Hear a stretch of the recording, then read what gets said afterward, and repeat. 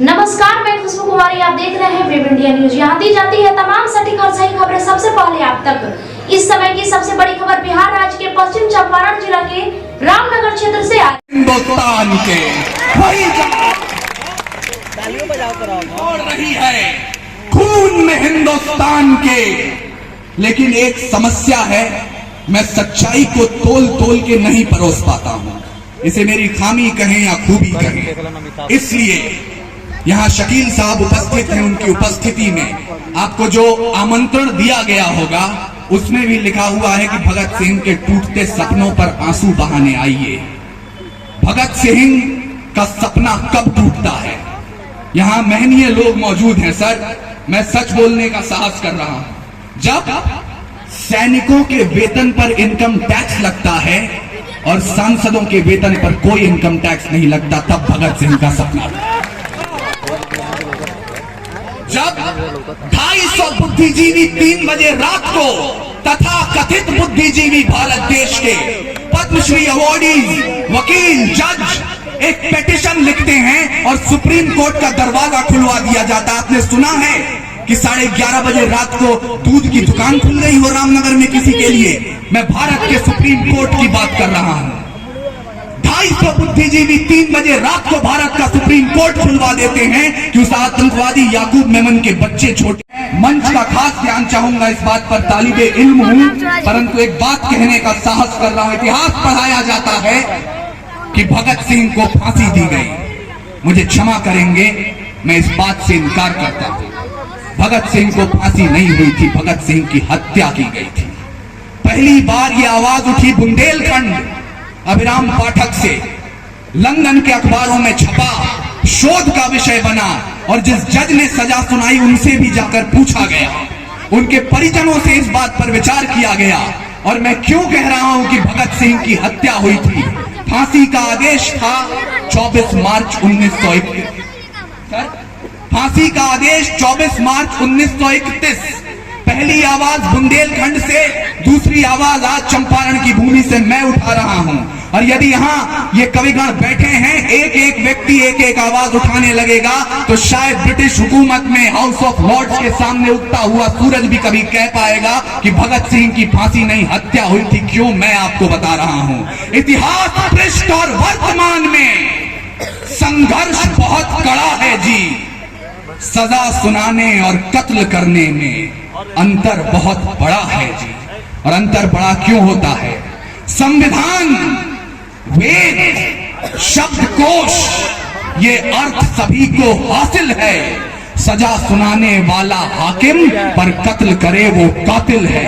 और कातिल क्यों कहा जा रहा है सर? सजा सुनाने वाला हाकिम, और आप इस बात को बेहतर समझते होंगे, सजा सुनाने वाला हाकिम पर कत्ल करे वो कातिल है। अदालत किसी कबीले की हो, अंदाज नहीं मर सकता है। सजा मुकर्रर कल की जिसको वो आज नहीं मर सकता है। हर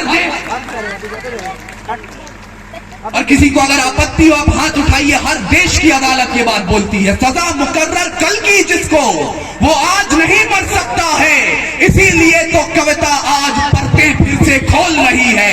लाहौर सेंट्रल जेल की दीवारें बोल रही हैं। लाहौर सेंट्रल जेल की दीवारें बोल रही हैं। क्रूर हुकूमत ने नाम क्रांति के उस दिन जो संदेश लिखा था, बोल रहा है पन्ना जिस पर फांसी का आदेश लिखा था, और चीख रहा है लोहा उसका थे भगत बंधे जिस बेड़ी में, एक दिन पहले की है फांसी हत्या वाली श्रेणी में। एक दिन पहले की है फांसी हत्या वाली श्रेणी में। फहरिस्त लंबी है, काव्य पाठ को छोटा करता हूं। अंतिम 1.5 मिनट आपके बीच हूं, लेकिन इस 1.5 मिनट में अगर आप में साहस है और आप रामनगर के साहस का परिचय दे सकते हैं कि आप सच्चाई को भी सुनने के लिए तैयार हैं, तो मेरा हौसला बढ़ा दीजिएगा या हौसला तोड़ दीजिएगा, ये आपके हाथों में है।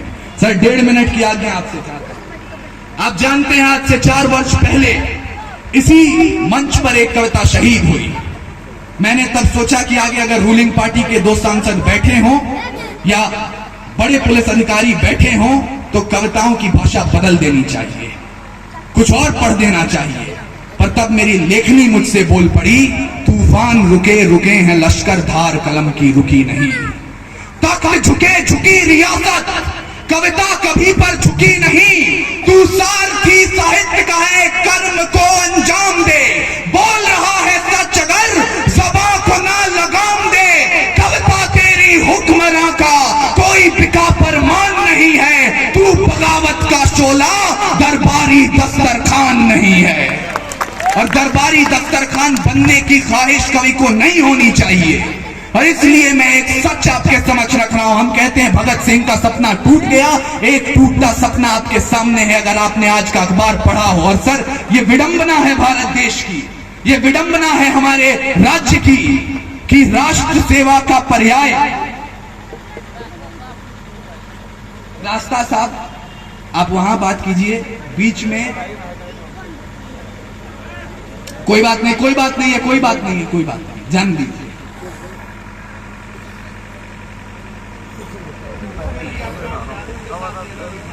चलिए, कोई बात नहीं है, कोई बात नहीं है। सच संभालने का प्रयास कीजिएगा और सच संभालने का साहस कीजिएगा।